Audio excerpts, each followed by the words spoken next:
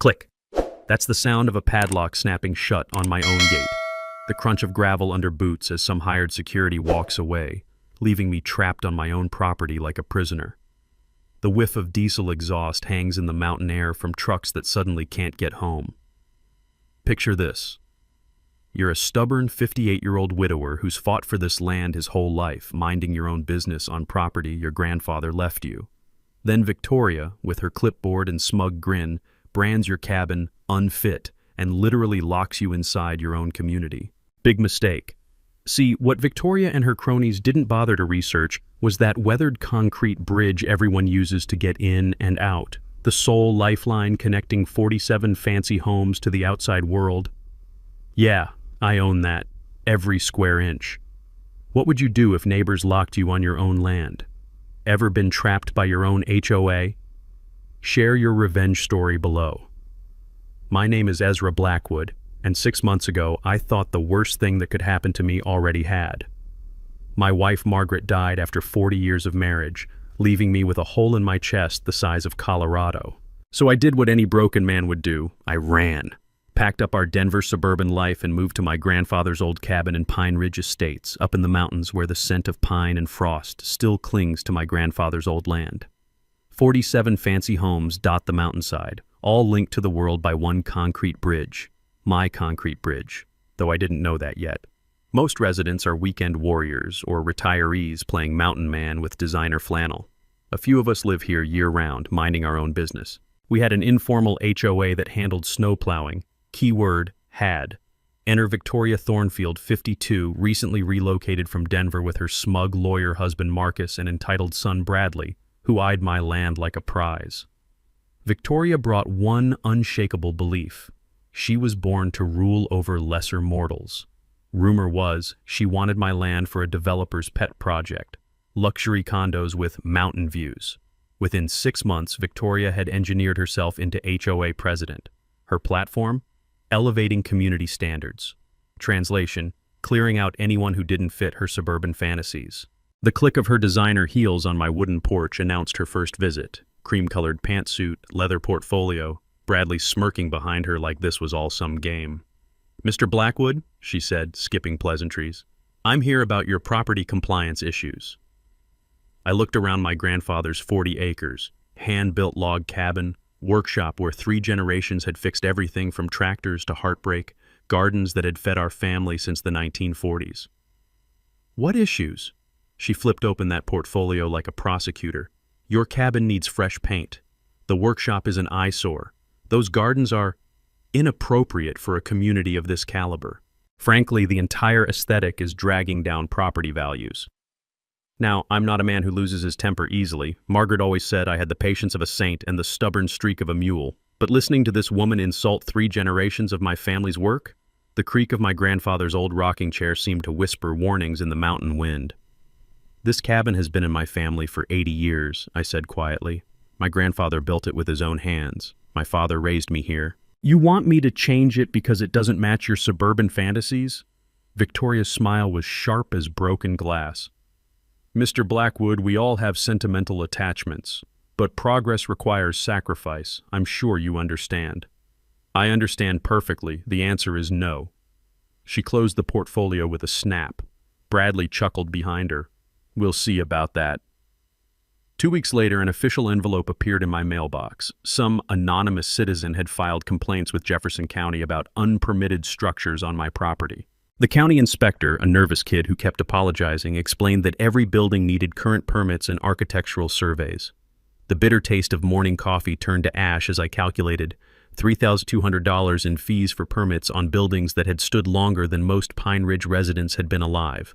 Victoria's first shot across the bow. But here's what she didn't know about the Blackwood family. We don't roll over for bullies.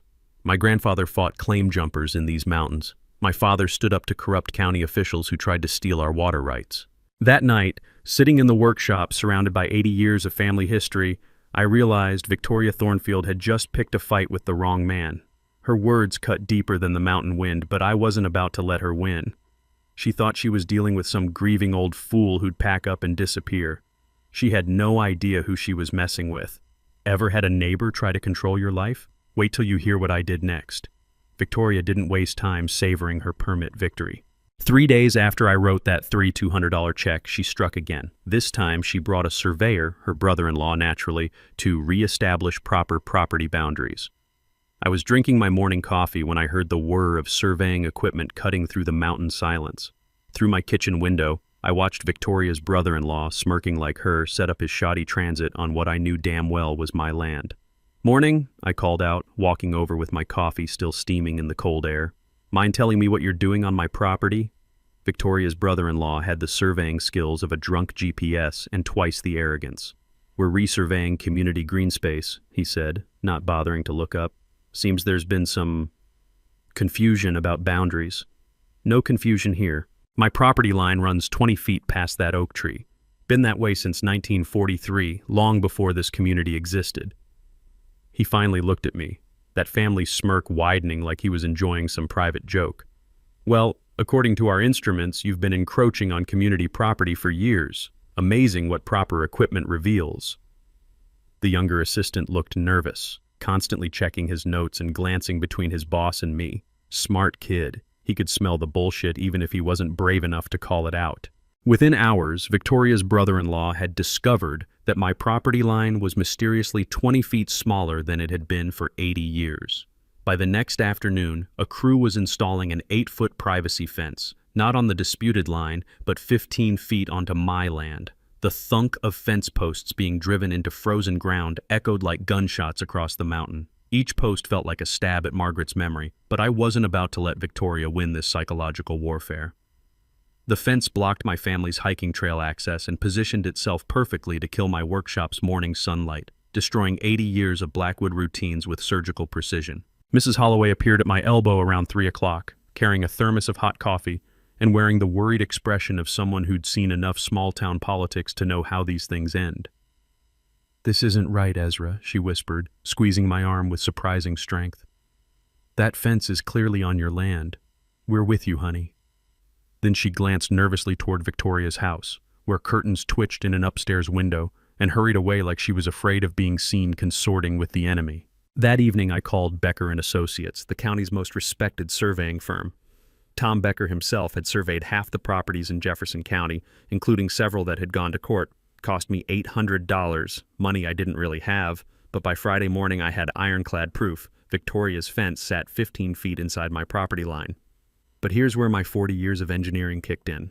When you've spent your career building bridges, dams, and roads, you learn that the devil lives in old documentation everyone forgets about. Infrastructure has memory, and that memory lives in county courthouses and dusty file cabinets. Saturday morning, I spent hours going through my grandfather's file boxes in the workshop, documents I hadn't touched since moving here. The crackle of old paper documents revealed genuine treasure. Grandpa's original 1943 mining claim, complete with something called an exclusive easement for bridge and road maintenance, the only way in or out of Pine Ridge. Monday morning at the courthouse confirmed what those yellowed documents suggested. Every legal filing since 1978 referred to the current concrete bridge as sitting on an existing private easement granted by E. Blackwood Estate. The bridge everyone took for granted, the one connecting all 47 fancy homes to civilization, that would be me. I owned the bridge. Victoria, meanwhile, wasn't sitting idle. She called an emergency HOA meeting for Tuesday night, claiming I was in flagrant violation of community standards and demanding a $500 monthly fine for my ongoing illegal encroachment. The buzz of fluorescent lights in the community center made everyone look corpse pale as Victoria clicked through slides on her laptop like a corporate executioner presenting quarterly layoffs. Most residents sat silent, half terrified of becoming her next target, half simply absent to avoid taking sides. "Mr. Blackwood has been trespassing on community green space for years," she announced with the authority of someone who'd never been challenged. "His illegal encroachment must be corrected immediately, with monthly penalties until compliance." My hands shook slightly as I stood, not from fear but from the effort of controlling my temper, but my voice stayed rock steady. "Victoria, I think there's been a misunderstanding. The survey is crystal clear, Mr. Blackwood." "Oh, it's clear all right." I walked to the front of the room, pulling out my independent survey and spreading it on the table. "This survey, conducted by Becker and Associates, people who actually know how to use surveying equipment, shows your fence is 15 feet onto my property. Victoria's face turned the color of a ripe tomato. That's impossible. What's impossible is how your brother-in-law got his surveying license. Cracker Jack box? Nervous laughter rippled through the room. Old Mr. Jenkins coughed, muttering just loud enough for everyone to hear. She's finally gone too far. Victoria slammed her laptop shut so hard I thought she'd crack the screen. The community has voted 7-2. You have 30 days to comply or face escalating daily fines. I nodded calmly and headed for the door, then turned back with the kind of smile that had made opposing contractors nervous for 4 decades. Victoria, you might want to check who actually owns that bridge you drove over to get here tonight. Spoiler alert, it's not the HOA. The look of confusion and dawning horror on her face was worth every penny of those permit fees. Ever had a neighbor try to steal your land? Wait till you see what I do with that bridge. Victoria's response to my bridge hint was swift and petty, like watching a toddler throw a tantrum with a law degree. By Thursday morning, 3 different harassment campaigns were already in motion. First came the mailbox war. A certified letter informed me that my hand-carved wooden mailbox, the one I'd made from oak off my own land, didn't meet community aesthetic standards. I needed to replace it with an approved model from Mountain Vista Landscaping within 10 days. I called Mountain Vista out of curiosity. The owner? Bradley Thornfield, Victoria's charming son, who'd apparently graduated from college dropout to mailbox mogul. Price for their standard community mailbox? $340 for what looked like a $40 plastic box from Home Depot with fancy lettering. Victoria had turned nepotism into an art form. Too bad she'd picked the wrong artist to scam. The smell of wood stain filled my workshop as I spent the weekend building a mailbox that would make the Smithsonian jealous. Hand-carved mountain scenes, weather-sealed cedar, bronze hardware, the works. It exceeded every requirement in their guidelines and cost me $30 in materials. Victoria's reaction: wood wasn't professional enough for Pine Ridge's image. Apparently craftsmanship was now a violation. Next came the garbage games. Suddenly Pine Ridge Waste Management was skipping my pickup due to route efficiency optimization. Funny how my garbage can was the only one being optimized right off their route. The crunch of gravel under my boots became my Tuesday morning soundtrack as I hauled trash to the community dumpster, which Victoria had conveniently relocated to Siberia. The garbage truck driver, a guy named Pete, pulled me aside one morning. "This is bullshit, Mr. Blackwood," he whispered, glancing around. "Lady called my boss, made threats about our contract. I'm sorry, man." Then came the firewood harassment. An anonymous complaint claimed my excessive firewood storage created a fire hazard. Fire Marshal Rodriguez, a decent guy caught in Victoria's web, had to inspect my neatly stacked cords. "This is the cleanest woodpile in the county," he said, shaking his head. "Someone's using my department as their personal revenge service." But here's where Victoria overplayed her hand. She started spreading rumors at Murphy's Diner about how my non-conforming cabin was destroying property values. Loud enough for Sarah Chen, a property rights attorney grabbing lunch, to overhear every word. Sarah called that afternoon. "Mr. Blackwood, I couldn't help noticing some concerning harassment patterns. Want to discuss your legal options over coffee?" While Victoria played mailbox dictator, I was building a case. Every interaction got documented with military precision. Every phone call recorded. Colorado's a one-party consent state, and brother, was I consenting. I requested 5 years of HOA meeting minutes, discovering Victoria's greatest hits album. The Kowalskis, harassed about landscaping until they fled. Mrs. Patterson, health violations about her cat until she moved to assisted living. The Garcias, months of torture about their vegetable garden until they sold at a loss. Victoria wasn't just a bully, she was a serial property predator. But the real bombshell came when Sarah started digging into that bridge maintenance contract. County records showed $180,000 annually going to Pine Ridge Community Infrastructure LLC for bridge upkeep. Want to guess who owned that LLC? I'll give you one hint. She rhymes with Victoria. For 15 years, this woman had been stealing my bridge maintenance money. $2.7 million plus interest, plus the satisfaction of knowing I could legally shut down her entire scam with one phone call. The rustle of legal documents became my lullaby as Sarah explained my nuclear options. "Ezra, this isn't just harassment anymore. We're looking at wire fraud, embezzlement, and racketeering." Victoria's panic showed when she called another emergency meeting, proposing a special assessment to buy out my problematic property for exactly $3,100. the amount of those permits she'd forced me to buy. Highway robbery with a gavel and a smile. The meeting was half empty. Victoria's reign of terror had people scared to show up. But Mrs. Holloway marched in like she was storming Normandy, followed by the Rodriguez family and Jake Morrison. "This harassment has to stop," Mrs. Holloway declared, standing with more backbone than people half her age. "Ezra Blackwood is a good man, and we all know it." Victoria's mask slipped. "Mrs. Holloway, perhaps you don't understand what's at stake." "I understand bullying perfectly," the old woman fired back. "Lived through it for 83 years. The taste of impending victory was sweeter than Margaret's apple pie as I watched Victoria's empire crack. But I stayed quiet, taking notes. Sometimes the best strategy is letting your enemies hang themselves with their own rope." After the meeting, Jake Morrison caught my arm in the parking lot. "Ezra, whatever you're planning, I'm in. We've all had enough," Mrs. Holloway nodded. "Time to remind Victoria who really runs this mountain."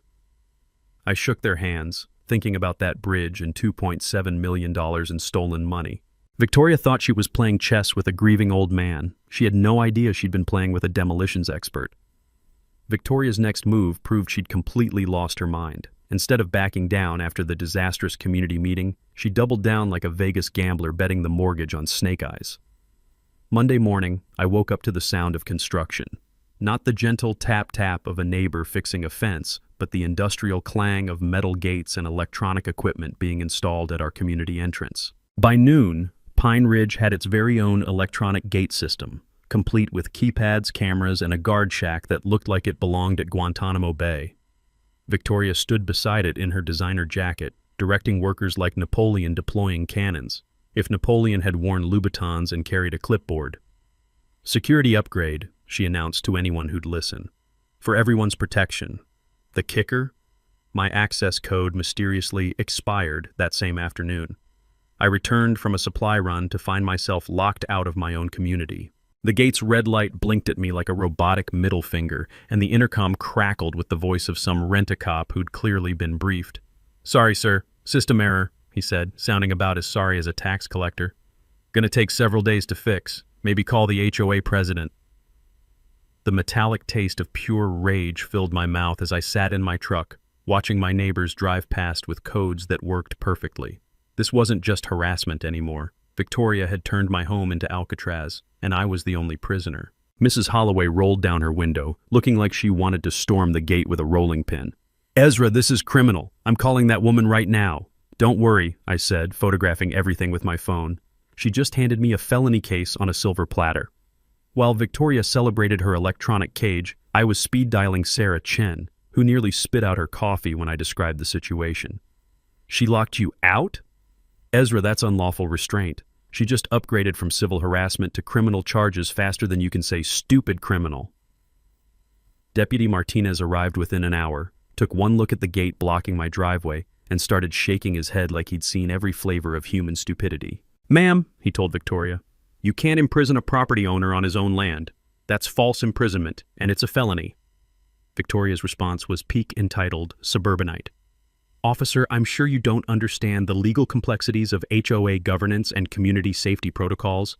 "Lady, I understand handcuffs," Martinez cut her off. "Open the gate, now."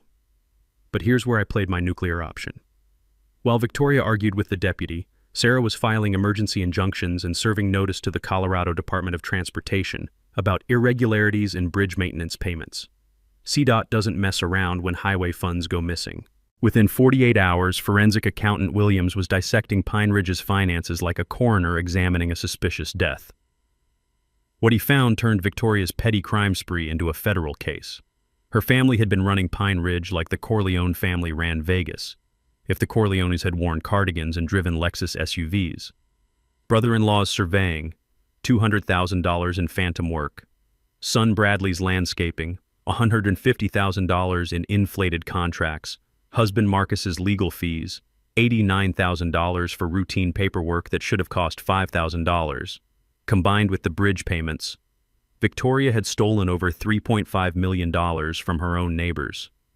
That night, the distinctive hum of industrial shredders could be heard from Victoria's house. Apparently, someone was having a midnight document barbecue. Too bad Williams had already downloaded everything from the county's digital archives. The community's reaction was like watching a dam burst. Jake Morrison organized an emergency meeting at Murphy's Diner, and 23 residents showed up with receipts, invoices, and stories that would make a prosecutor salivate. "She charged us $8,000 for emergency road repair," fumed the Garcias. Turned out to be her nephew throwing some gravel in a pothole. Mrs. Patterson's daughter drove up from Denver with a folder full of fraudulent bills. Mom paid $3,000 for community lighting upgrades, found the same solar lights at Walmart for $89. The rumble of angry voices filled the diner as resident after resident realized they'd been funding Victoria's lifestyle for years. The woman hadn't just been stealing money. She'd been stealing their trust, their peace, and their community. But Victoria wasn't going quietly into that good night. Her panic response was scheduling an emergency Friday meeting to demand the community purchase bridge rights from me for $50,000, roughly 1% of what she'd stolen. By Thursday, local reporter Kate Morrison was sniffing around with questions about financial irregularities in Mountain HOA. The Jefferson County Tribune was planning a front-page exposé, Queen of the Mountain, How One Woman Stole a Community's Soul. Friday evening, I sat on my porch watching the sunset paint the mountains gold, thinking about my grandfather's honest bridge and all the lies built on top of it. Tomorrow night, Victoria Thornfield was going to discover what happens when you corner a Blackwood on his own mountain. This was going to be fun. The bombshell that changed everything came Tuesday morning in a manila envelope thick enough to choke a horse. Sarah Chen had been busy with her forensic accountant, and what they'd uncovered made Victoria's gate stunt look like a parking violation. "Ezra," Sarah said over the phone, barely containing her excitement, "you need to sit down for this, and maybe pour yourself something stronger than coffee." The financial audit revealed Victoria hadn't just been stealing community funds. She'd been running a criminal enterprise that would make the Sopranos look like amateur pickpockets. The bridge maintenance scam was just the appetizer to a feast of fraud. The rustle of documents filled my kitchen as I spread Sarah's findings across my grandfather's old oak table.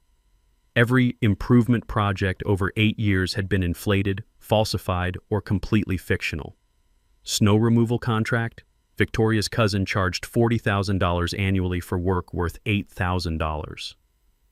Emergency septic repairs? Brother-in-law's plumbing company billed $75,000 for replacing perfectly functioning systems. Even the community newsletter was a grift, $15,000 annually for Victoria's personal propaganda sheet. Marcus's law firm had been billing legal consultations that consisted mainly of teaching Victoria new ways to steal. Bradley's landscaping business existed solely to turn $20 worth of daisies into $500 invoices. The kid couldn't grow mold in a shower, but he could sure grow invoices. Total theft, $847,000 from community funds, plus $2.7 million in bridge payments. But here's where Sarah hit pay dirt that explained everything. Buried in 1962 property records, she'd discovered the real reason Victoria wanted me gone. My grandfather's original 40 acres had included Victoria's current lot. He'd lost it in a poker game to her late father-in-law, Theodore Thornfield Sr. Family legend said Grandpa suspected cheating but couldn't prove it. A busted straight against a suspiciously convenient full house. The bitter taste of 60-year-old betrayal filled my mouth as the pieces clicked together.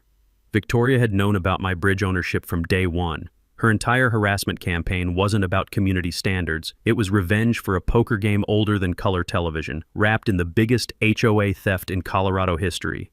The criminal picture was stunning in its scope. Williams, the forensic accountant, called it organized crime in cardigans, a systematic looting operation disguised as community improvement. Forged invoices, phantom work orders, kickback agreements hidden in legitimate contracts. Victoria's desperation was showing in real time. Marcus had quietly filed for divorce 2 weeks ago, citing irreconcilable differences. Lawyer speak for, "My wife's a criminal and I'm heading for the hills before the handcuffs come out." Bradley had been frantically trying to withdraw money from his business accounts, only to discover the IRS had frozen everything pending audit.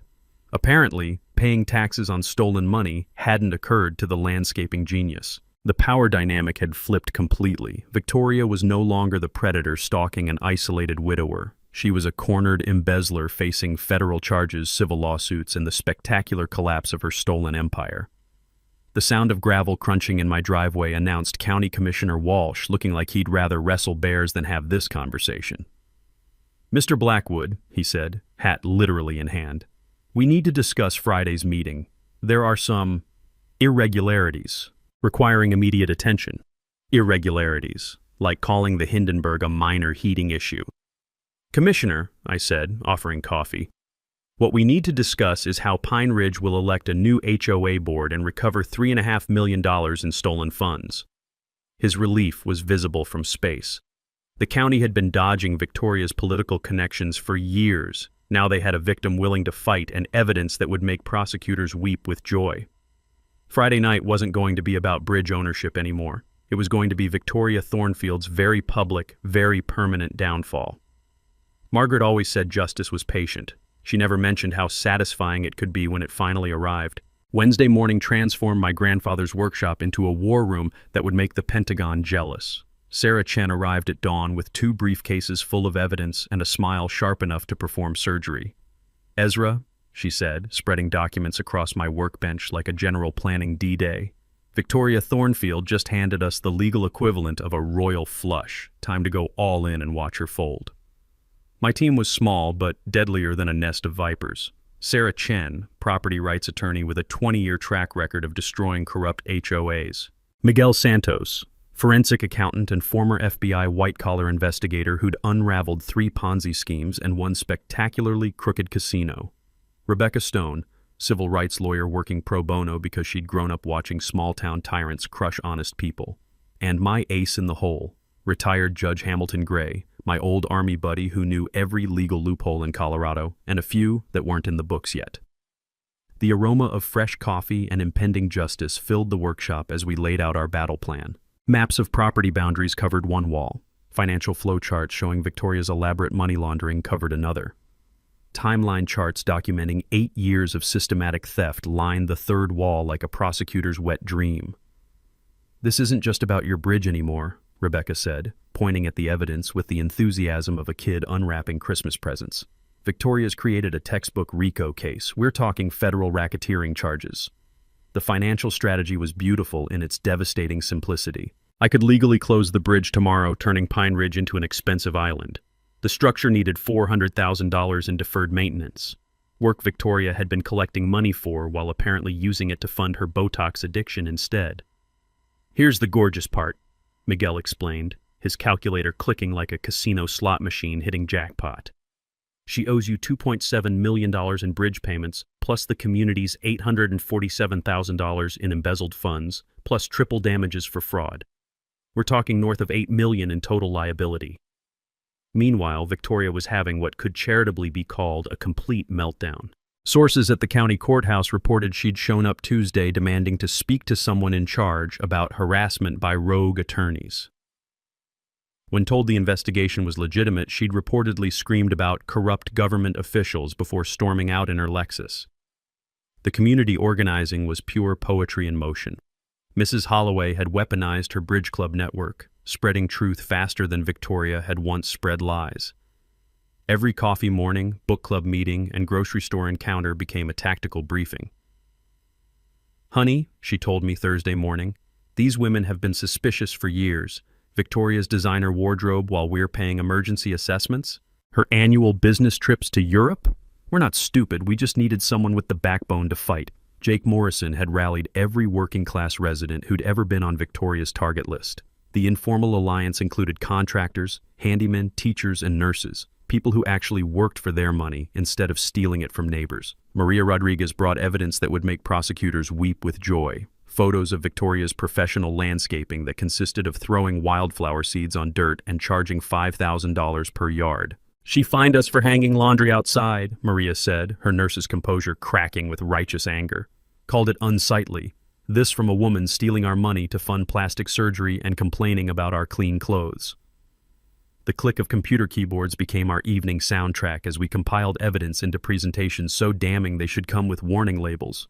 Every fraudulent invoice, every inflated contract, every kickback payment was documented with precision that would impress an IRS auditor during tax season. The media strategy was chef's kiss perfect. Reporter Kate Morrison wasn't just covering local corruption anymore, she was documenting the biggest municipal fraud case in Colorado history.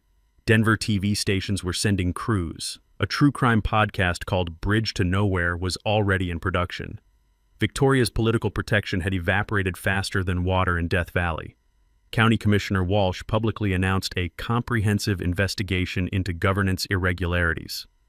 The state attorney general was asking pointed questions about oversight and accountability. The whir of my old printer working overtime became the soundtrack of approaching justice. We prepared 47 identical evidence packets, one for every household, containing Victoria's criminal greatest hits and calculations showing exactly how much each family had lost to her schemes. Bridge inspection reports confirmed what I'd suspected. The structure needed immediate repairs that Victoria had been collecting money for but never performing.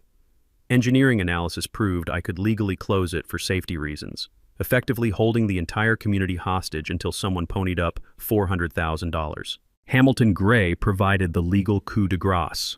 "You don't need to destroy Victoria," he said, reviewing our evidence with professional satisfaction. "She's already destroyed herself. We just need to document the spectacular explosion." By Thursday evening, everything was locked and loaded, evidence ready, media alerted, law enforcement briefed, Victoria isolated and panicking. Friday night was going to be more entertaining than Netflix and twice as satisfying. Time to show Victoria what happened when you picked a fight with the wrong mountain man. Victoria's descent into full-blown criminal desperation began Thursday morning when she hired a private investigator to dig up dirt on my past. Unfortunately for her, she'd picked the wrong target for a smear campaign.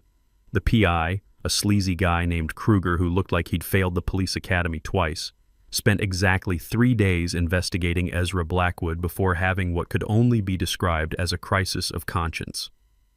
"Mr. Blackwood," he said, appearing at my door Friday morning looking embarrassed enough to hide under a rock, "I need to return Mrs. Thornfield's money and give you some information.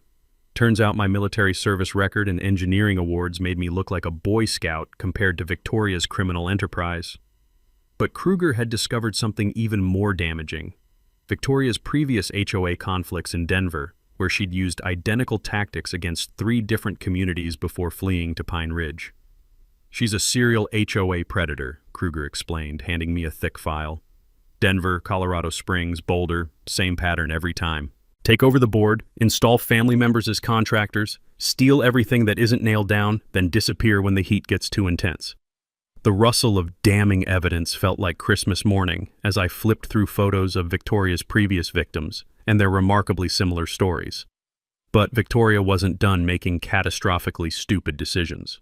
Thursday afternoon, she approached County Inspector Williams with an envelope containing $5,000 in cash and a suggestion that my cabin might have structural issues requiring immediate condemnation. Williams, an honest civil servant with 30 years of experience and zero tolerance for corruption, immediately reported the bribery attempt to the district attorney's office. "Ma'am," he told Victoria, "I've seen some desperate people in my time, but trying to bribe a county official is a new level of stupid. Have a nice day and expect a visit from some folks with badges." Meanwhile, I was playing the longest chess game of my life.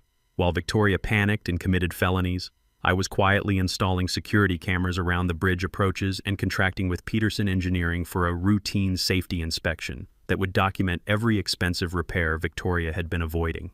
The bridge inspection results were damning: structural degradation that should have been addressed annually, drainage issues that could cause foundation problems, railing systems that violated current safety codes. Total repair cost: exactly the $400,000 Victoria had been stealing for maintenance. The mechanical whir of Peterson's equipment echoed across the valley as they documented 8 years of deferred maintenance that Victoria had been collecting money for while spending it on designer handbags. Sarah Chen arranged with the Colorado Department of Transportation for emergency access protocols, basically legal permission to close the bridge if safety concerns required it. CDOT was thrilled to cooperate, considering they'd been unknowingly funding Victoria's shopping sprees with highway maintenance money. Victoria's family was imploding spectacularly. Marcus had moved out Tuesday night, taking nothing but his law books and his dignity. Bradley was frantically trying to liquidate his fake landscaping business before the IRS seized everything. Even Victoria's sister Patricia, a Pine Ridge board member, resigned in a letter that basically said, "I can't be associated with this criminal anymore." The community intimidation campaign was Victoria's final desperate gambit. Anonymous threatening letters appeared in mailboxes of my supporters, warning about consequences for supporting troublemakers. Social media harassment targeted Maria Rodriguez and Jake Morrison with fake accounts posting personal information and veiled threats.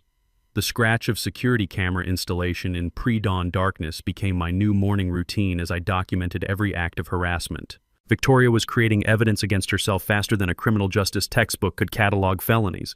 But her biggest mistake was underestimating Mrs. Holloway's tech-savvy college grandson, Tommy, who traced the anonymous harassment back to Victoria's home IP address in about 20 minutes.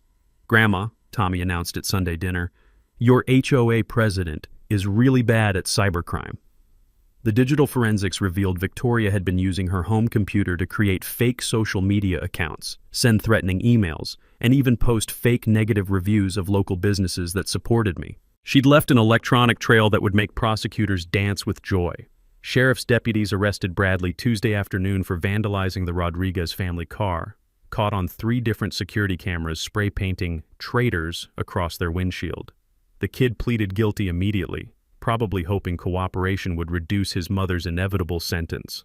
The buzz of legal documents being served became Pine Ridge's new background noise as process servers delivered subpoenas to Victoria's remaining allies. Criminal charges were being filed faster than she could hire lawyers to defend against them. By Wednesday, Victoria was calling emergency meetings that nobody attended, sending emails that nobody answered, and making threats that nobody feared. Her reign of terror had collapsed into a one-woman pity party with an audience of 0. The final straw came when she attempted to call the FBI to report me for domestic terrorism and threatening critical infrastructure. The agent who took her call reportedly listened for 5 minutes before suggesting she might want to hire a really good criminal defense attorney. Thursday night, I sat on my porch watching Victoria's house where lights burned until dawn as she presumably shredded documents and packed bags. Tomorrow's community meeting was going to be the final act of her very public downfall. Margaret always said desperate people make desperate choices. She never mentioned how entertaining those choices could be to watch. Victoria's final week of freedom was a masterclass in how not to handle criminal exposure. Instead of quietly disappearing like a smart felon, she chose the scorched earth approach, apparently convinced that if she couldn't have Pine Ridge, nobody could. Monday morning brought her most delusional scheme yet, dissolving the entire HOA to avoid prosecution. She filed emergency paperwork with the county claiming irreconcilable governance disputes and community safety concerns required immediate dissolution of Pine Ridge Estates as a legal entity. Her logic was spectacular in its stupidity. If there was no HOA, there could be no embezzlement charges. Unfortunately for Victoria, dissolved organizations don't magically erase felony convictions, and missing money doesn't undisappear because you file paperwork. The acrid smell of desperation hung over Pine Ridge like smoke from a tire fire as Victoria made increasingly erratic public appearances. Tuesday afternoon, she was spotted at Murphy's Diner loudly demanding the owner stop serving people who are destroying our community. When Murphy pointed out that feeding people was literally his job, Victoria screamed about harassment by radical elements and stormed out without paying her check. The false police reports started Wednesday. Victoria called 911 claiming I was making terrorist threats against community infrastructure because I'd mentioned my bridge ownership at the grocery store. She reported suspicious activity at my workshop because I was building evidence charts. She even claimed I was trespassing on community property when I walked my own land. Sheriff Martinez, who'd been dealing with Victoria's hysteria for weeks, finally lost patience. "Ma'am, filing false reports is a crime. Continue this behavior and you'll be arrested for misusing emergency services." But Victoria's masterstroke of stupidity was attempting to sell her house for 40% below market value to escape before property values collapse completely. The fire sale attracted exactly 0 buyers once they researched the property's legal complications. "Would you buy a house?" Jake Morrison asked me with a grin, "where the only road out might be owned by someone the seller's been harassing for months?" The sound of moving trucks became Pine Ridge's background noise as Victoria frantically tried to liquidate assets before they could be seized. Unfortunately, the court had frozen her accounts pending the embezzlement investigation, leaving her watching movers repossess furniture she couldn't afford to keep.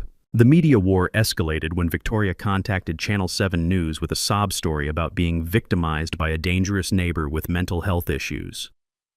Reporter Jessica Walsh arrived expecting a human interest story and instead discovered the biggest municipal corruption case in Colorado history. "Mrs. Thornfield," Walsh said during what Victoria thought would be a sympathetic interview, "are you aware that federal investigators have identified you as the primary suspect in a multi-million-dollar embezzlement scheme?" Victoria's on-camera meltdown went viral within hours. Her shrieking about fake news and government conspiracies while standing in front of her mansion, purchased with stolen HOA funds, became the poster child for entitled criminal delusion. The community revolt reached critical mass Thursday when Victoria showed up uninvited at my property demanding immediate negotiations to resolve this misunderstanding. She'd apparently convinced herself that charm and entitlement could fix federal criminal charges. "Ezra," she said, standing on my porch in a designer outfit that cost more than most people's cars, "surely we can work something out between reasonable people." "Victoria," I replied, camera rolling to document everything, "reasonable people don't steal $3.5 million from their neighbors." Her mask finally slipped completely. "You have no idea what you've done," she screamed.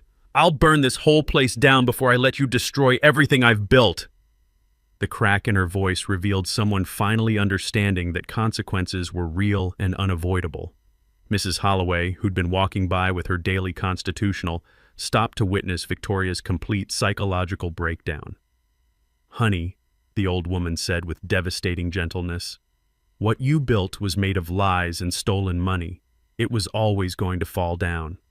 Victoria's response was to threaten legal action against everyone involved in this conspiracy. When I pointed out that her husband had filed for divorce and her son was facing criminal charges, she began screaming about corrupt judges and rigged systems. The final confrontation was scheduled for Friday night's emergency meeting, Victoria's last chance to control the narrative before criminal charges were filed. She'd sent emails to every resident promising shocking revelations about dangerous elements threatening our community. What she didn't know was that 43 of 47 households had already received our evidence packets. The shocking revelations were going to be about her, not me. The taste of inevitable victory was sweeter than anything I'd experienced since Margaret's apple pie. Tomorrow night, Victoria Thornfield would face a room full of people she'd been robbing for years, armed with proof of every crime she'd committed.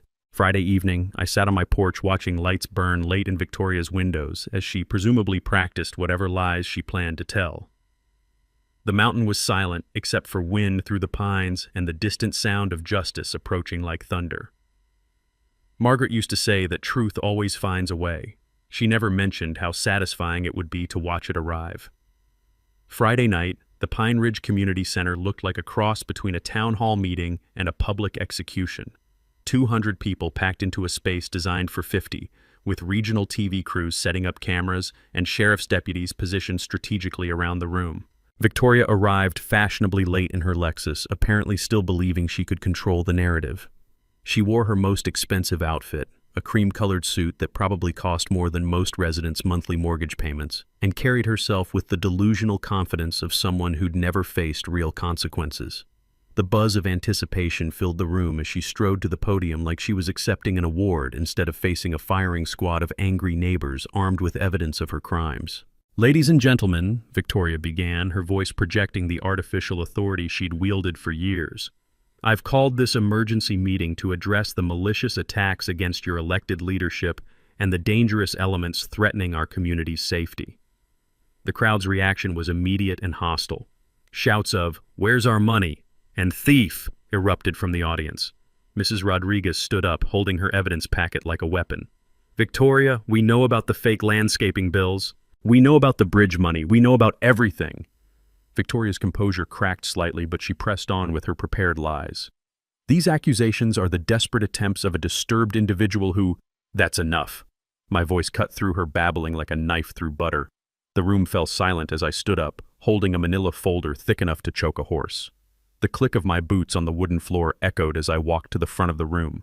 Behind me, Sarah Chen wheeled in a cart loaded with evidence boxes. Miguel Santos set up a laptop connected to the overhead projector. The cavalry had arrived. "Ladies and gentlemen," I said, turning to face the crowd, "let me tell you about a bridge." I opened the folder and pulled out my grandfather's 1943 mining claim documents, holding them up for everyone to see. "This is the deed that proves my family has owned the bridge connecting Pine Ridge to the outside world for 81 years. Gasps rippled through the audience. Victoria's face went from confident to confused to horrified in the span of 3 seconds. For the past 15 years, I continued, the Colorado Department of Transportation has been paying bridge maintenance fees to Pine Ridge Community Infrastructure, LLC. That's Victoria's shell company. She's been stealing money that legally belongs to me, $2.7 million. The projector screen lit up with financial documents showing every fraudulent payment. The crowd's murmur turned into an angry roar as they saw the scope of Victoria's theft. But that's not all, I said, enjoying every second of Victoria's growing panic. Mrs. Thornfield has been running a criminal enterprise disguised as community improvement. Every project, every contract, every special assessment, all of it designed to funnel your money into her family's pockets. Miguel stepped forward with a laser pointer, highlighting the financial flowcharts showing Victoria's embezzlement network. Total theft from community funds, $847,000 over 8 years. Brother-in-law's surveying company, son's landscaping business, husband's legal fees, all inflated by hundreds of %. Victoria tried to interrupt. These are fabricated documents. This is a conspiracy to... Ma'am, Sheriff Martinez said, stepping forward with handcuffs gleaming under the fluorescent lights. You have the right to remain silent. I'd suggest using it. The room erupted in applause as Martinez read Victoria her rights.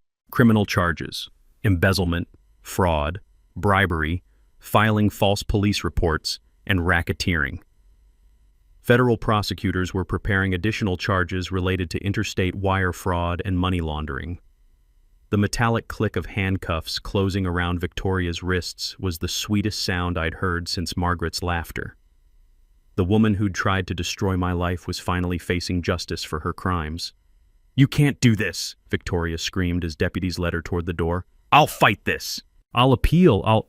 Victoria," I called out, stopping her mid-rant. "You might want to save your energy. You're going to need a really good lawyer." The crowd's laughter followed her out the door and into the patrol car, where camera flashes documented the end of her reign of terror. County Commissioner Walsh took the podium to announce the immediate dissolution of Victoria's HOA board and the appointment of an interim governance committee. Criminal prosecutors would work with federal investigators to recover stolen funds and return them to the community. "Mr. Blackwood," he said, turning to me, "what are your intentions regarding bridge access?" I stood up, looking at the faces of neighbors who'd suffered under Victoria's tyranny for years. "The bridge will remain open, but Pine Ridge is going to purchase proper ownership for fair market value, $50,000. That money will go directly into a community scholarship fund." The standing ovation lasted 5 minutes. Mrs. Holloway wiped tears from her eyes. Jake Morrison pumped his fist in the air. Maria Rodriguez hugged her children, finally free from Victoria's harassment. The flash of camera bulbs documented the moment Pine Ridge reclaimed its soul from a thief who'd nearly destroyed it. Outside, Victoria's patrol car disappeared into the mountain darkness, carrying away 8 years of corruption and fear. Justice had finally come to Pine Ridge, and it had arrived in handcuffs. 1 month later, Victoria Thornfield stood in Jefferson County Court wearing an orange jumpsuit that clashed spectacularly with her designer sensibilities.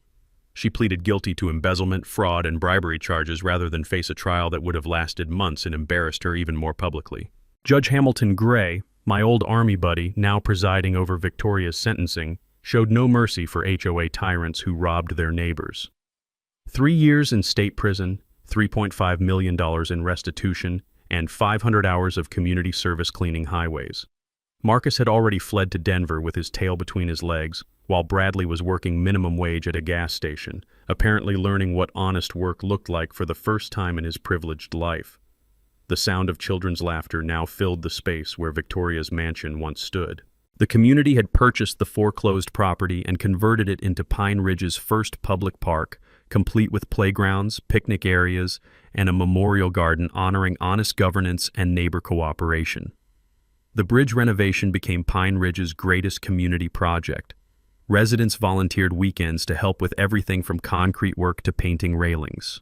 Jake Morrison coordinated the construction, Mrs. Holloway organized meal delivery for volunteers, and Maria Rodriguez's nursing skills came in handy for inevitable construction injuries. The new HOA board, elected in a landslide vote for transparency, implemented revolutionary concepts like competitive bidding, public financial records, and monthly meetings with actual citizen participation. The difference was stunning. Community projects that Victoria had priced at $50,000 were being completed for $8,000 by honest contractors grateful for legitimate work. Property values increased 15% within 6 months as word spread about Pine Ridge's transformation from corruption to cooperation. New residents were specifically attracted to the community's commitment to democratic governance and financial transparency. The waiting list for homes grew longer than a grocery store line during a blizzard. My personal transformation surprised everyone, especially me. Grief-induced isolation had given way to reluctant leadership as residents kept asking for advice on everything from contractor disputes to municipal politics. The workshop became an informal community center where neighbors gathered to solve problems the old-fashioned way, by talking to each other like human beings. The scent of fresh coffee and friendship replaced the bitter taste of conflict as Pine Ridge healed from Victoria's reign of terror, Mrs. Holloway's widowed sister Sarah and I had been spending considerable time together, sharing stories about loss, resilience, and second chances that life sometimes offers when you least expect them.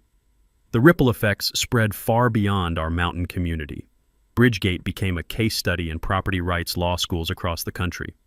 The Colorado legislature passed the Pine Ridge Act, requiring HOA financial audits and criminal background checks for board members. Other communities facing similar corruption began calling for advice on fighting back against petty dictators. Documentary filmmaker Rebecca Martinez optioned our story for an independent film titled The Bridge to Justice. The advance money went directly into Pine Ridge's scholarship fund, which had already sent 3 local kids to college with full rides. Victoria's theft had inadvertently funded the next generation's education. Local businesses thrived without Victoria's intimidation and kickback schemes. Murphy's Diner became the unofficial community center, hosting monthly democracy dinners where residents discussed local issues over home-cooked meals. The economic boost was remarkable. Turns out honest governance was good for business. Justice served came with a side of sweet irony. Victoria was released after 18 months for good behavior, forced to live in a studio apartment and work retail while banned from serving on any board or nonprofit organization. She'd become a cautionary tale about unchecked power and greed, exactly what she deserved. The crisp mountain air carried the sounds of a healthy community as I sat on my porch one evening, watching the sunset paint the peaks gold. My phone rang with another call from a desperate homeowner in Arizona facing similar HOA corruption, water rights this time, instead of bridge ownership. Mrs. Holloway, now serving as Pine Ridge's democratically elected president, stopped by with fresh apple pie and encouragement. "Ezra, that Arizona community needs you. We've got things handled here." I looked at the bridge spanning the valley, now properly maintained and honestly governed, connecting homes where neighbors actually talk to each other instead of scheming against each other. "What do you think, Margaret?" I whispered to the mountain wind. The answer came in the form of children playing in Victoria's former garden, their laughter echoing across water flowing freely under an honest bridge. Time to help another community learn that sometimes the little guy wins, but only when they fight smart instead of fighting angry. Share your HOA nightmare story below. Your experience might help someone else fight back. Subscribe for more stories about ordinary people standing up to corrupt authority. Because sometimes justice wears work boots and carries surveying equipment.